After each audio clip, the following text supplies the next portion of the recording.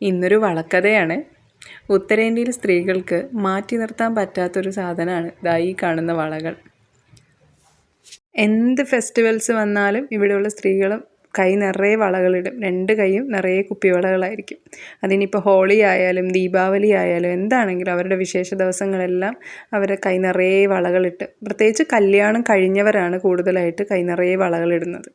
അപ്പോൾ നമ്മളൊക്കെ പുറത്തിറങ്ങുമ്പോഴത്തേക്കും ചോദിക്കും, എന്താ ദീദി കയ്യിലൊന്നും വളയിടാത്തത് എന്നൊക്കെ ചോദിക്കാറുണ്ട്. കല്യാണം കഴിഞ്ഞല്ലേ അപ്പോൾ വളയിടണ്ടേ എന്നൊക്കെ ചോദിക്കും.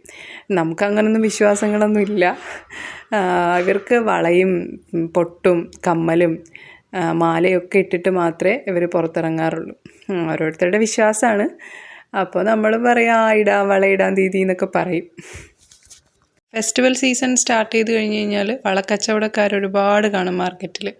ഒരുപാട് റേറ്റൊന്നും കാണില്ല വളയ്ക്ക്. 50 രൂപ 60 രൂപയ്ക്കൊക്കെ നല്ല നല്ല വളകൾ കാണുമേ.